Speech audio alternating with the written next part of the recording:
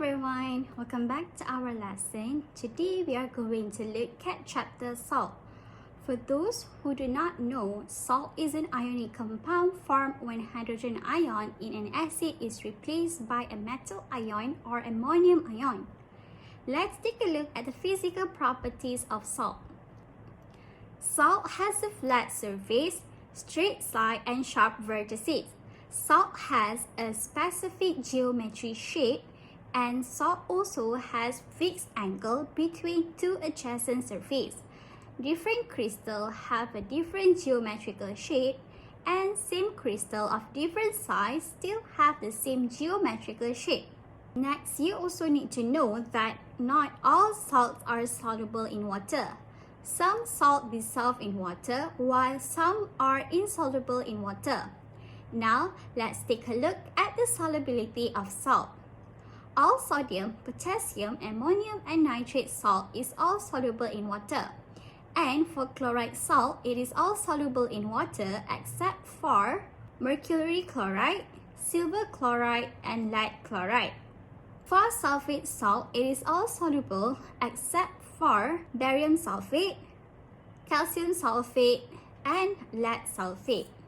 And for carbonate salt, it is all soluble in water except for sodium carbonate, potassium carbonate, and ammonium carbonate. Okay, let's go out of topic for a while. Do you guys know what is the most famous fast food in the world? Yes, it is McDonald's. And today I am going to share with you the tips how I remember the solubility of salt by using acronyms using McDonald's menu. For chloride salt that are insoluble in water, we can use acronyms HAP, which stand for hot apple pie. And for sulfate salt, which are not insoluble in water, we can use acronyms BCP, which stand for blueberry cheese pie. And for the last acronyms, it is not related to McDonald's menu, but for carbonate salt that are insoluble in water, we can use SPA, where we pronounce it as SPA, where S stands for sodium, P stands for potassium, and A for ammonium. It's very easy to remember, right, by using this acronym? Hope you guys can use the tips I gave to memorize all of the insoluble salt. Now, let's moving on to the preparation of salt. Preparation of salt can be divided into three methods. Two methods to prepare soluble salt and one method to prepare insoluble salt. The first method for preparing the soluble salt is by using the titration method based on neutralization reaction between acid and base. This method can only be used to prepare soluble salts such as sodium, potassium, and ammonium. Second method for preparing the soluble salt is by using the acid reaction method, where we already learned in the previous topic, which is acid and base topic. This method is used to prepare all soluble salt except for ammonium, sodium, and potassium salt. This method can be prepared by reacting dilute acid with metal, base, or metal carbonates by adding the solid until excess so that all of the acid is completely reacted. And for the last method, where we use to prepare insoluble salt, is known as double decomposition reaction, because two different aqueous solutions mutually exchange their ions to form two new compounds, which is insoluble salt in the form of precipitate and a soluble salt. Next, the identifier of a salt can be determined by carrying out a series of observations and experiments. Analyzing the color and the solubility in water are initial steps towards identifying the type of salt. These steps allows inference to be made about the type of cation and anion present in the salt. The cation and anion present in a salt can be predicted by analyzing the solubility of the salt in water. And now we are going to discuss about the confirmatory test for anions.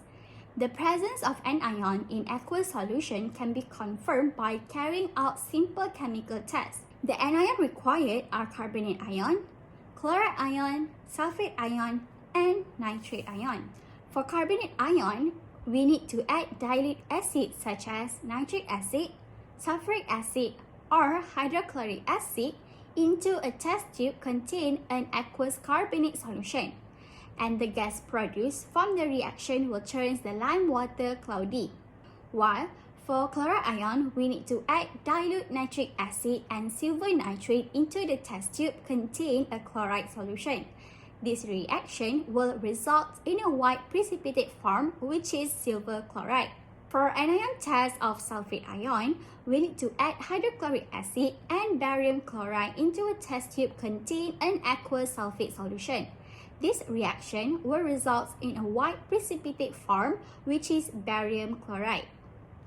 And for the last anion test is for nitrate ion.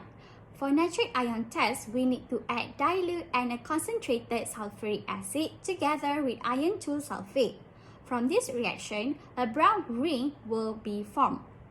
And for this anion test, I have prepared an easy way for you to memorize where we can use an acronyms. For the carbonate ion test, we can use CAD, which C stands for carbonate ion, AD stands for any dilute acid that needs to be added for this test. And for chloride test, we can use acronym CAN, where we pronounce as CAN. And C stands for chloride ion, AN stands for silver nitrate, which is AgNO3. And again, we can use the last letter, which is N, and N stands for nitric acid. And for sulfate ion test, we can use SBC, where S stands for sulfate ion, BC stands for barium chloride, and again we use the last letter, which is C, and C stands for hydrochloric acid. Lastly, for nitrate ion test, we can use acronym NISS, where N stands for nitrate ion, IS stands for iron 2 sulfate, and again use the last letter, double S for this case, and double S stands for dilute sulfuric acid and concentrated sulfuric acid. I hope it helps you guys to memorize the anion confirmatory test. And now for the last part in this topic, we are going to look at the uses of salt in daily life. Firstly, salt can be used in agriculture purposes. For example, for fertilizer and pesticide. Salt also can be used in medicine purposes. For example, plaster casts for supporting fractured bones are made from hydrated calcium sulfate. And for a very common purpose, salt can be used for food preparation. For example, monosodium glutamate, which is MSG, is used as food enhancer. Lastly, salt can be used in fruit preservation. For example, sodium benzoate as food preservative in tomato and chili sauce. So I guess we have reached our end for this lesson, and I hope that you guys can use the acronyms that I have taught you guys, and I will see you guys in the next lesson. Thank you and bye!